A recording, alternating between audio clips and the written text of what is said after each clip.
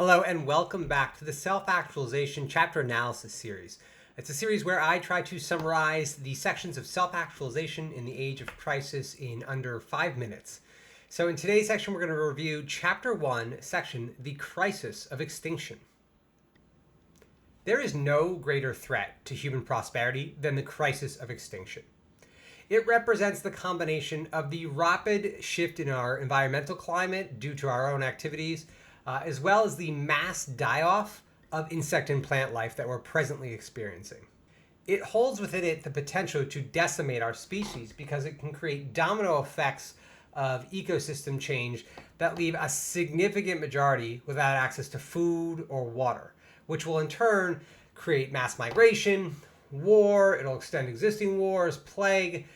So there's really a lot on the horizon with the climate crisis. And even the most recent reports, it just consistently gets worse. We're just missing all of the targets that we've set for ourselves because our political leadership is not serious about transcending the crisis. Now, there's a really great chance that you've probably heard about the crisis of extinction in a wide variety of different formats, but I just want to rattle off some factoids. I'm just going to check my notes to kind of explain exactly what is happening right now in our immediate present. And if this is of interest to you, all of the sources are available in the actual chapter, which you can click the link below. I linked to the actual chapter. But let's just kind of go through it. So our oceans are evaporating. That's causing feedback loops that further contribute to the evaporation, which then causes oceanic overheating and devastates marine and avian life. Early and declining snowmelts are shrinking our lakes, resulting in salinity increases that directly impact local climate and wildlife. Earth's deserts are expanding, and over the past 100 years, we've lost as much forest as we have in the previous 9,000 years combined. Sea levels continue to rise thanks to the melting of Arctic glaciers, which is going to devastate coastal cities around the world and has the potential to release a ton of infectious diseases that have been lying dormant. The CO2 in the atmosphere of Earth is now the highest it's ever been since about 800,000 years ago. And at that time, sea levels were about, about 50 to 80 feet or 15 to 25 meters higher than they are today.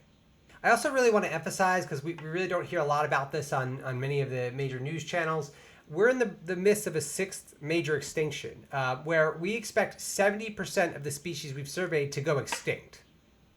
I also want to emphasize, while it's often pointed to the individual that it's our responsibility to fix this, there are 100 companies operating today that are responsible for 70% of global emissions, including companies like ExxonMobil, who have proactively denied and funded denial campaigns against the changing climate and extinction crisis.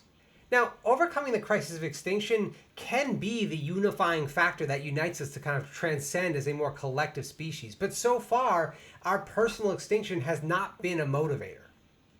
To that end, I argue that the coupling of this kind of overcoming of the crisis of extinction really demands a revised spiritual project. In this case, the alignment of humanity with the single truth in the relational universe, so as to give our systemic project a more moral justification that kind of resides in the core of our being. It is a higher calling to unity and purpose that we already know to be true should we embrace it.